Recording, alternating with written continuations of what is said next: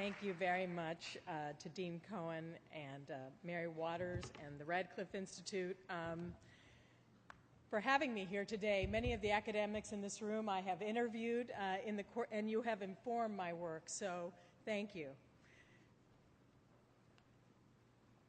As a child of immigrants, people who are willing to uproot and leave everything that they know and love for the unknown, I thought I knew something about determination. I mean, this was just part of my DNA, who I am. My father's family, they left Syria to go to Argentina. And my mother's Jewish family, they fled Poland before World War II to go to Argentina.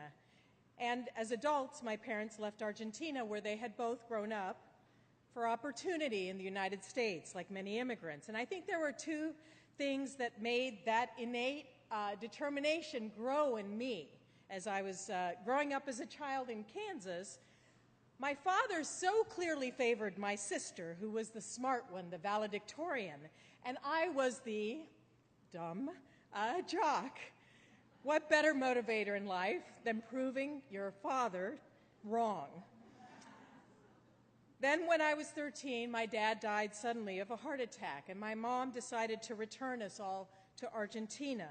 Very bad timing. It was the beginning of the so-called dirty war. The military was about to take over, and they would disappear, kill nearly 30,000 people. I lived in fear every day when I was 14 and 15 years old of being abducted. I would walk to school with a friend in case one of us was grabbed by the military. They would roam the streets in these unmarked cars. And if one of us was grabbed, hopefully the other one could go and tell our parents what had just happened. A 17-year-old close family member of mine was picked up and was tortured for a month and was held in jail in very harsh conditions for nearly a year. And at 14, as the only American citizen in my family, I was lobbying congressional leaders to try to free that person and save her. I remember one morning in Buenos Aires when I was 14, on my block I saw blood on the ground and asked my mother what had happened, and she told me that two journalists had been killed in front of their house there for trying to tell the truth about what was happening in that country. And in that moment, I was obviously already somewhat crazy as a 14-year-old, I decided I would become a journalist too. It was clear to me that the military was so badly trying to keep people in the dark in Argentina about the magnitude of what was happening in that society that they were willing to kill a lot of people to keep the society ignorant. And I think that day was the first time I saw the power of words and the power of storytelling. We returned to the U.S. not long after that, but faced new challenges. My family went from middle class to working poor. My mother started working as a seamstress. I went to work at 15 to help her pay the bills.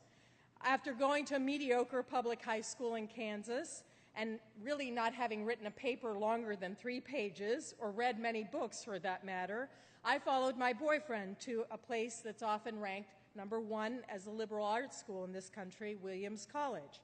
Many children there had gone to Andover and Exeter and seemed to have written papers from the time that they were in diapers. I told myself, you will not survive 1 year of this, much less 4. I was one of 5 Latinos on the entire campus. But then at some point, I dug deep, and I found that determination. And I ended up graduating with honors and returning to give the convocation a few years ago. I became the youngest person hired at the Wall Street Journal, a business paper, but I focused on what I thought was important, writing about social issues, social justice issues, women, children, the poor, Latinos, immigrants, people who don't get enough ink in this country. And I specialized in fly-on-the-wall reporting, where you drop yourself in the middle of the action and watch that action unfold. And this took me into some pretty interesting places: crack sheds, riot zones, dangerous, tough places.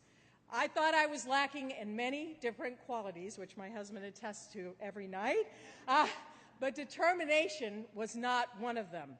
Ganas, as we Latinos say, or I guess now we women say leaning in, was something I felt I had in abundance.